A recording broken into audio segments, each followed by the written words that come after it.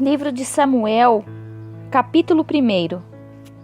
Havia um homem da tribo de Efraim, chamado Elcana, que vivia na cidade de Ramá, na região montanhosa de Efraim.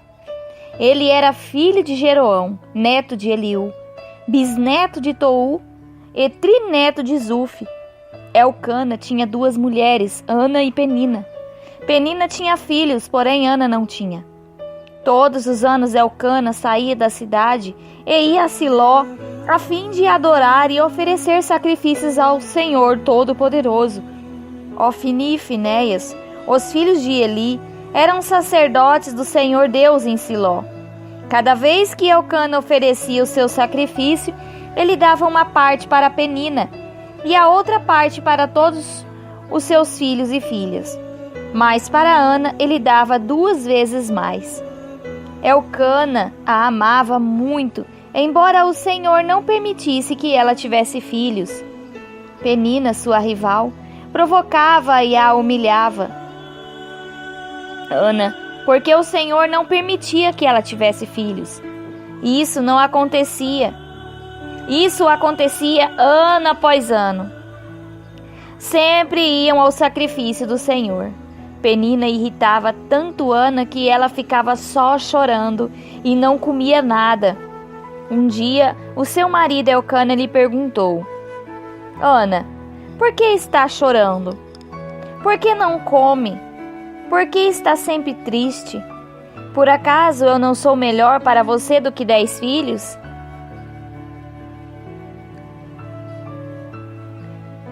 Certa vez, eles estavam em Siló e tinham acabado de comer. Eli, o sacerdote, estava sentado na sua cadeira na porta da tenda sagrada.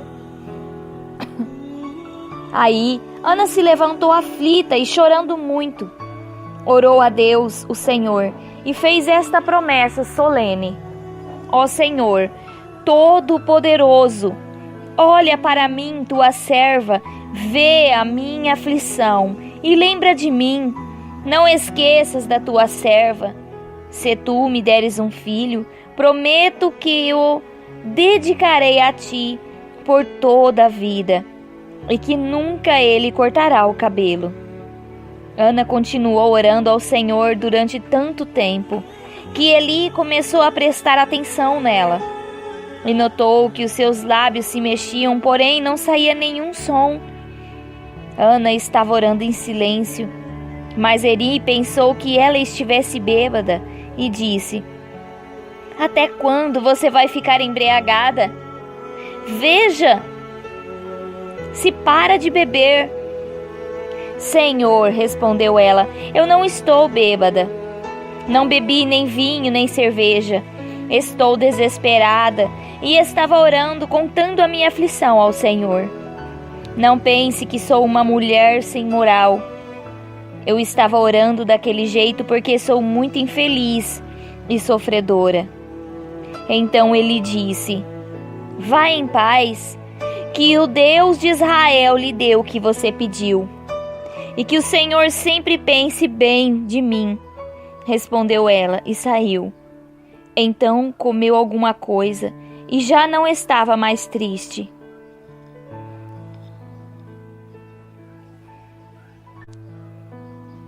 Na manhã seguinte, Elcana e sua família se levantaram cedo e adoraram a Deus, o Senhor, e voltaram para casa em Ramá. Elcana teve relações com a sua esposa Ana, e o Senhor respondeu à oração dela. Ela ficou grávida e no tempo certo deu à luz um filho. Pôs nele o nome de Samuel e explicou: Eu pedi esse filho a Deus, o Senhor.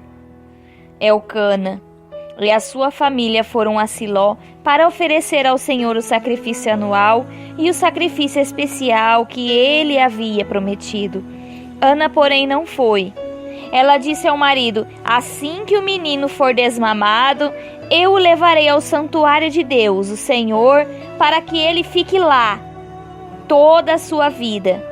E Elcana respondeu: faça o que achar melhor. Fique em casa até que ele seja desmamado. E o Senhor faça com ele de fato, e se cumpra a promessa que você fez. Então Ana ficou em casa e amamentou o filho. Depois que ele foi desmamado, ela o levou a Siló. Levou também um touro de 3 anos, 10 quilos de farinha e um odre cheio de vinho. Samuel era muito novo quando a sua mãe o levou à casa do Senhor em Siló. Os pais de Samuel ofereceram o touro em sacrifício e levaram o menino para Eli. Ana disse: meu senhor, juro pela sua vida que sou aquela mulher que o Senhor viu de pé orando.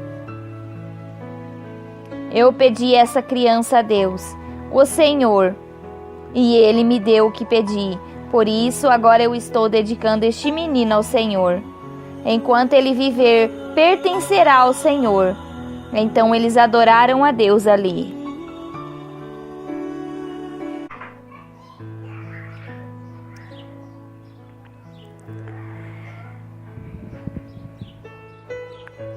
Os primeiros 7 capítulos de 1 Samuel apresentam um homem de Deus, tido por muitos como a maior figura do Antigo Testamento desde Moisés.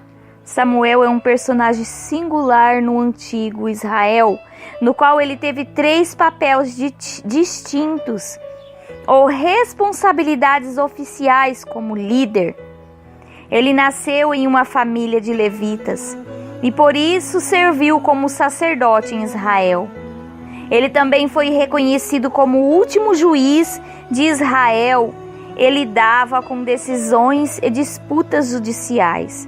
E além disso, foi o primeiro de uma série de grandes profetas levantados após Moisés. Ramataim Zofim era outro nome de Ramá, um vilarejo localizado uns 8 quilômetros ao norte de Jerusalém. A expressão da montanha de Efraim se refere a uma região montanhosa ocupada inicialmente por uma tribo de Efraim. Elcana, cujo nome hebreu significa Deus criou.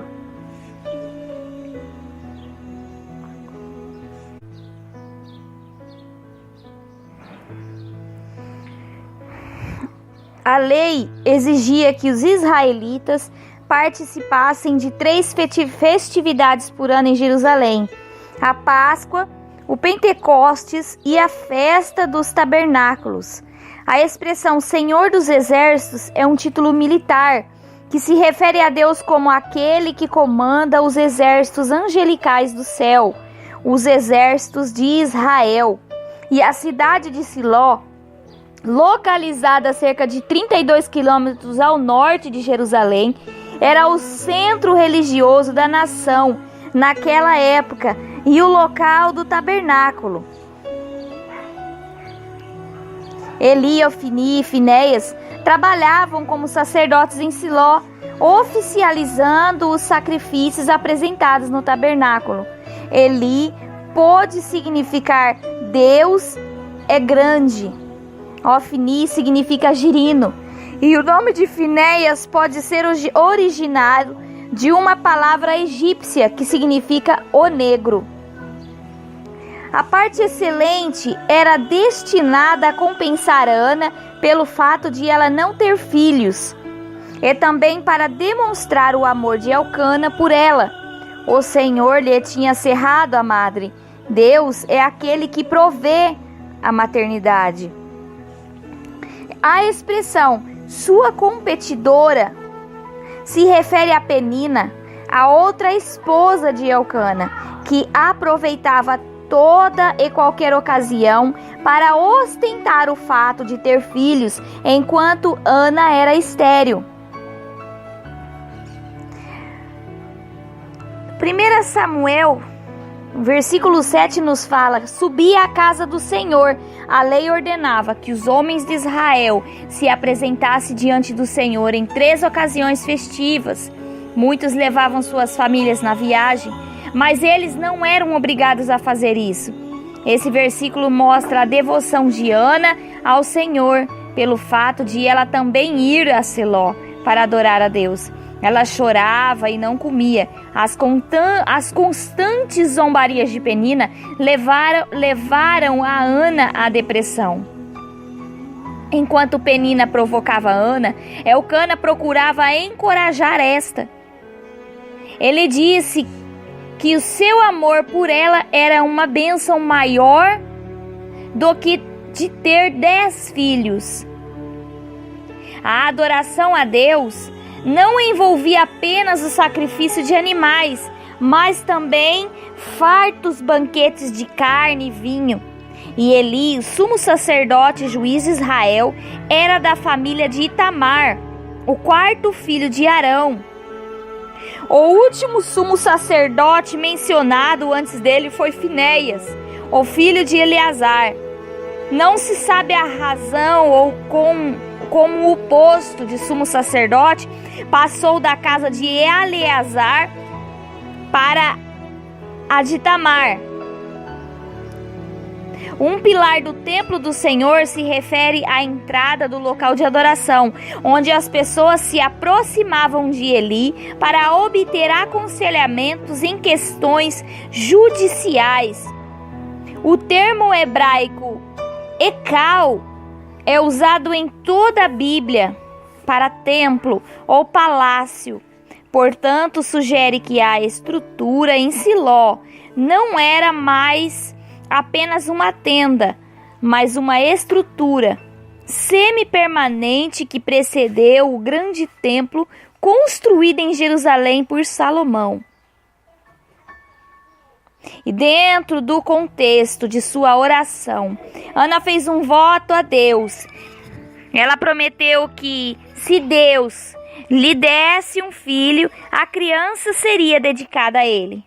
Os levitas costumavam trabalhar dos 25 aos 50 anos. Ana dedicou seu filho à obra de Deus enquanto ele vivesse. A Bíblia fala apenas de outra pessoa a serviço de Deus por toda a vida, o juiz Sansão. As palavras sobre a sua cabeça não passará navalha. Se refere à lei do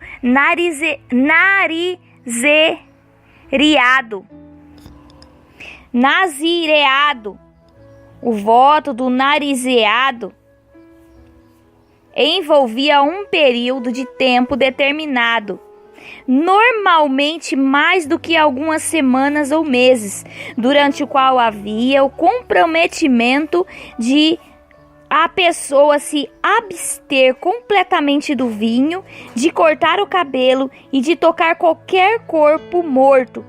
Ana prometeu que seu filho seria um narizeu por toda a vida.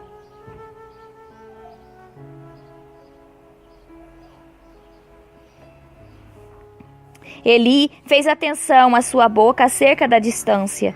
Ele a viu falando, mas não conseguiu entender o que Ana estava dizendo, devido ao longo tempo que ela passou orando. Então Eli presumiu que a mulher de Elcana havia bebido muito vinho. A bebida forte é um termo antigo que produz a palavra hebraica shekar, que significa bebida fermentada e alcoólica. A frase derramado a minha alma perante o Senhor contém excelente descrição de uma oração fervorosa. Ana orava fervorosamente a Deus.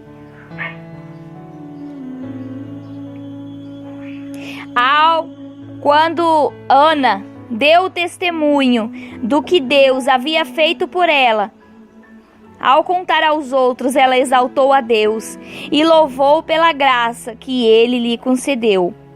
Ao Senhor eu o entregarei. O verbo hebraico traduzido como entregarei dá a ideia de uma completa entrega da criança a Deus. Ele adorou.